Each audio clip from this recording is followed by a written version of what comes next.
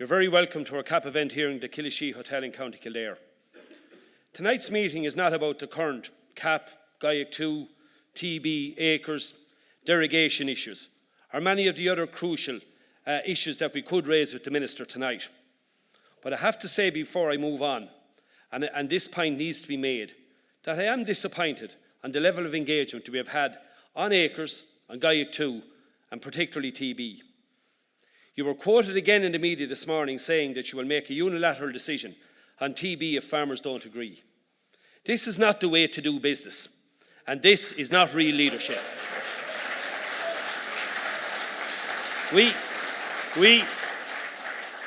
We are the farmers. We are the people who have to live with the consequences of the new TB programme. Imposing policies on us will not work, and we won't accept it. Tonight, though, to be fair, is about the future, and particularly the future of CAP, the Common Agricultural Policy. The backdrop to discussions around the next CAP could hardly be more volatile. The tariffs instigated by President Trump are unsettling from a trade perspective. And yet, we have our own President of the EU Commission trying to push a Mercosur deal on us, which would do further damage to the viability of Irish agriculture. This government must honour its commitment in the programme for government to work with other countries to resist this. The war in the Ukraine is bringing unprecedented focus on how Europe is going to defend itself. All the talk today is about money for defence, but food security is also crucial, and the EU cannot lose sight of this.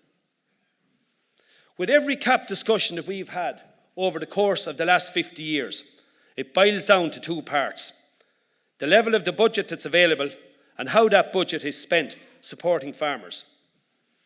For farmers to have confidence in the process, there has to be real and meaningful engagement with farmers and their democratically elected representative bodies from across Europe.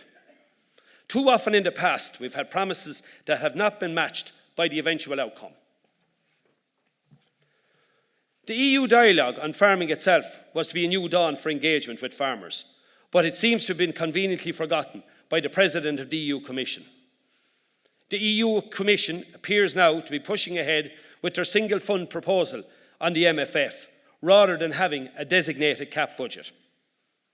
Over the recent decades, we have seen the undermining of the CAP budget, with cuts, no allowances for inflation, and forcing farmers to do more and more for less and less. And now we see the EU Commission President proposing to put a knife through the heart of CAP. This is unacceptable to us. Minister, if this new budget structure is approved, it will end the CAP as we know it. It will undermine, number one, the funding for schemes at farm level, have a devastating impact on the rural economy, shatter the confidence of the next generation who may be thinking of coming home to farm, and damage the confidence that we have in the entire European project. The EU talks about simplification, risk management, attracting the next generation of farmers. However, this single budget approach to CAP will be seen as a clear signal that the EU wants to dismantle CAP and no longer places a value on farmers and food production. I'll be in Brussels next week with my colleagues from Copa Cogeca as part of a flash action about this flawed plan. Our colleagues from ICOS will be there with us in the fight for a ring-fenced CAP budget. In Ireland next week, and along with our 27 EU member states across the Commission, we will take part in a flash action. And I would like to welcome Edward Carr and the members of ICOS here this evening. We continue to work very closely with them in Brussels. The challenges that we face are huge. Between 2005 and 2020, the number of EU farmers decreased by about 37%. In total, almost 5.5 million.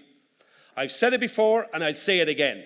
The best way to attract the next generation of farmers into farming is to see that this generation of farmers have a standard of living that can compare with anything else they want to do and deliver a fair return on investment and their hard work. And I do.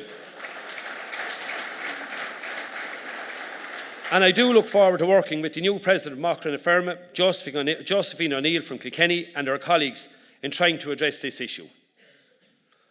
What is also concerning is Commissioner Hansen indicated last week that the EU Commission have the intention to set out rushed proposals on the next CAP. That programme, in tandem with proposals for the MFF, may apparently arrive as early as next July. It's always been the case, going back over previous CAP negotiations, that we would have a budget first and the shape of the next CAP will be formed by discussions over the months after that. But there seems to be little or no engagement on how these proposals are going to entail, and we are only literally at the moment discovering the pitfalls in the current CAP. And as farmers, I think it's hugely important, Minister, that we know what input your department have had into these discussions, given that this is only 2 months away. There are fundamental flaws in the current CAP. Having Pillar 1 schemes based on a cost, Pillar 2 schemes based on a cost incurred and income forgone model means, by definition, that these schemes cannot improve farmers' incomes. The reality is that it's more increased costs and more farmers gone. And as I've said, or as you said before you were appointed as Minister, this requirement incurs cost or to foregone income before you can be funded in Pillar 2 schemes. It's flawed, as you agreed, and it has to change. And we need a commitment from our government that it will step up and provide more national funding in this instance. It has been consistently shown that providing money for agriculture is good for rural Ireland and good for the national economy. When the EU Commissioner, Commissioner Hansen, addressed the IFA AGM in January, he displayed a willingness to listen and respond to what farmers were telling him about how the CAP could work.